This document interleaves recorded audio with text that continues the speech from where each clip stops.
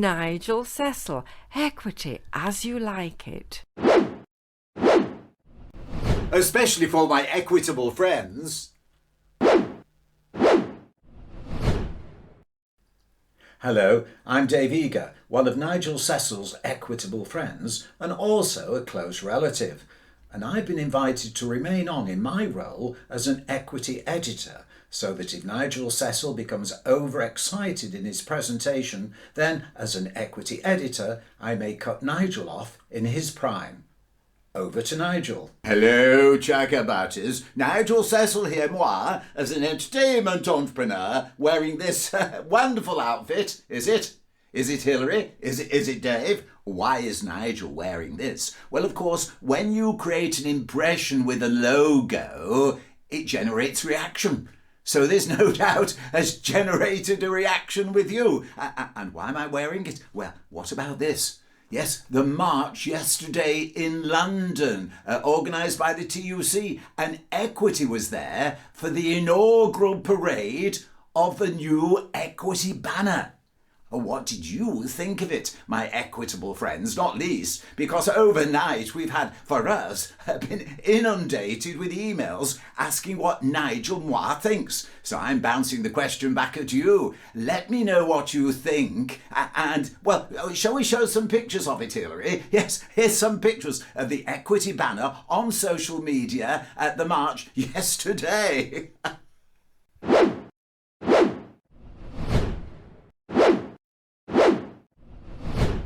You'll agree, no doubt, very colourful, but should something that represents an organisation be based on tradition, or should it be based on current cultural trends? I'm not making a comment on that, I'm just throwing a question to you, so you may reply to this email address or comment on Twitter. But of course, Nigel, as Nigel always says, if you can't beat them, join them.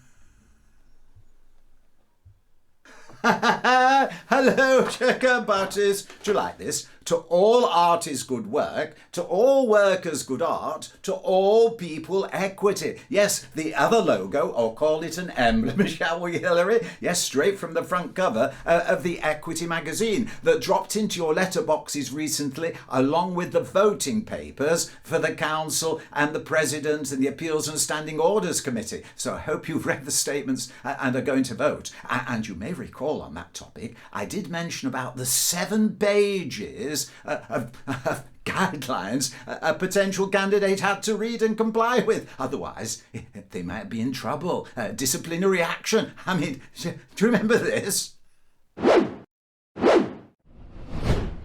Now, apart from the list in plain sight Moi mentioned, how do other candidates get in touch with other candidates to know that other candidates have given them permission to mention their name in the election campaign? Extremely difficult. But somebody did get in touch with Nigel Moi, and I've read their statement, so I'm very pleased to mention that this particular gentleman, Terry Victor, I believe, equally and fairly on behalf of all the members, if elected, would hold any groupthink to account so all members' views are represented. Terry Victor.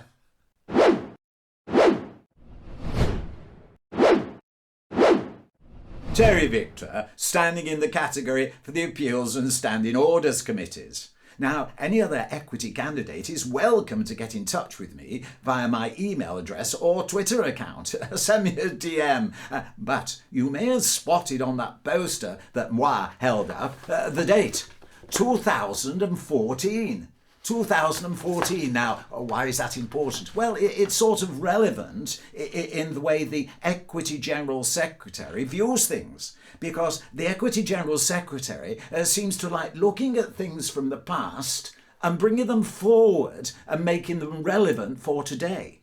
Now, 2014 was when one of my equitable friends, the close one, Dave, stood as Equity President. And these are excerpts now coming up from the election video that was used in 2014.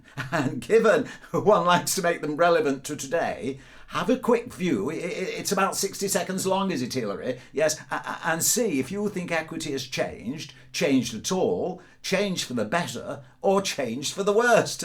Cue the video, Hillary. The Equity Council in 2010 decided equity shouldn't focus on providing services, instead prioritising organising members as workers. In return, we're expected to campaign changing governments rather than putting professional interests. and workplace issues first.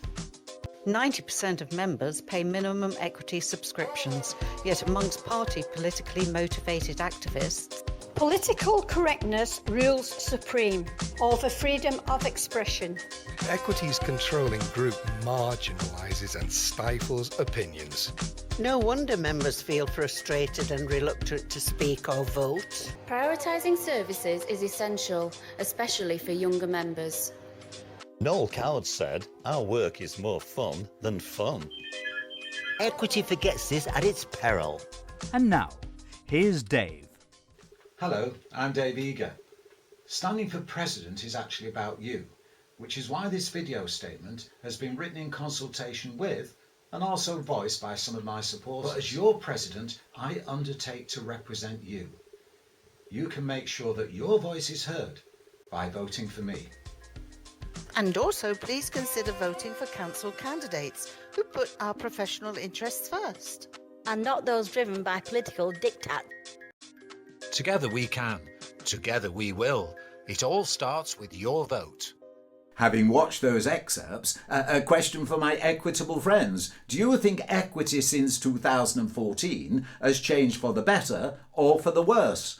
Over to you. And in the meantime, please use your votes and please let me know what you think about the equity banner and the emblem or the logo. Call it whatever you wish. And until the next time, Dave, you didn't come in this time, did you? Have a good time.